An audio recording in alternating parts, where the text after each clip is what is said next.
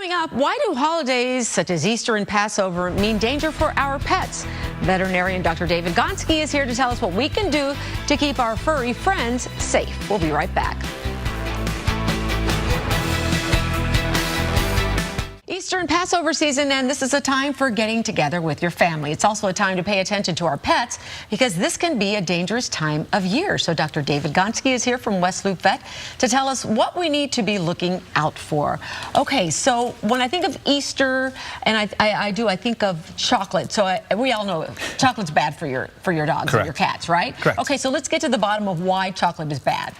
Okay, chocolate is bad because it has an ingredient called theobromine, similar to caffeine for us, but dogs and cats can't process it the way we can. Okay. So when they get into chocolate, and a good rule of thumb is the darker it is, the higher the hazard level.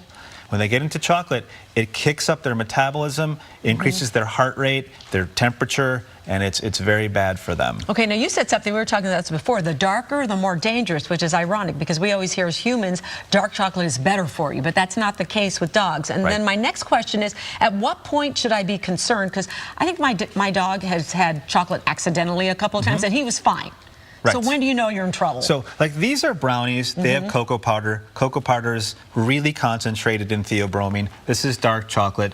But basically, if your dog or cat gets into chocolate, call your vet, call the emergency room. Based upon your dog's weight, and if we know the amount of chocolate, we can calculate it out and tell you if it's a toxic dose or not. Okay, and is there anything I can do at home to take care of the problem instead of having to go to see my vet? Okay, if you catch it early, for instance, if it's happened before, your dog were to jump on the counter and eat this plate of brownies. Absolutely he would. Call us. We would tell you how to induce vomiting. The best thing you can do is get it out. How do you do that? Well, that's probably a topic for another conversation. But you don't want to get into that. Yeah, but we can get it out. If you can get it out, then the level is lower, and maybe you're no longer at a toxic level. Okay, so just communicate with your veterinarian. Yes. Okay. Next, what should we be worried about? Okay, so we covered that. You've got people coming in and out for the holidays, so be careful with doors. Pets want to leave, so make sure they have identification. Not that they want to leave, but they might escape. Make their escape, absolutely, So make sure they're identified.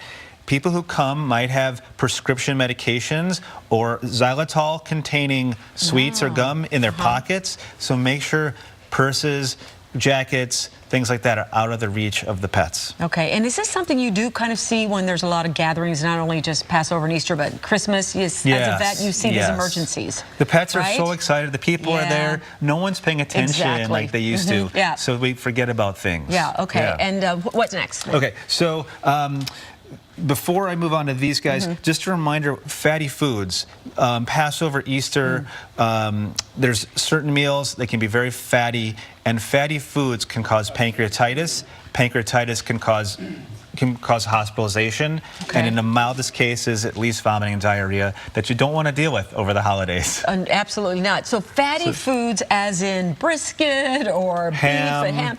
So every once in a while I kind of like to slip a little bit. Is that bad?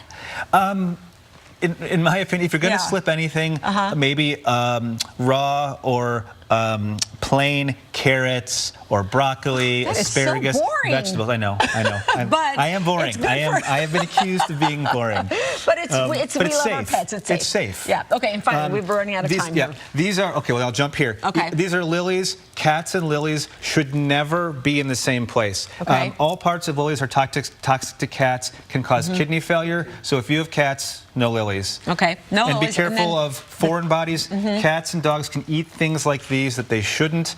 These can get stuck and lodged in the stomach or intestines and require surgery. So be careful of these guys. Yeah, absolutely. You know what's wonderful, though? You brought all this stuff, and chocolate is not bad for me. No. So thank you so much. Where can people go to learn more about West Loop Vet? What's your website? WestLoopVet.com. Awesome. Always great to have you. Thank you, Dr. Gonsky.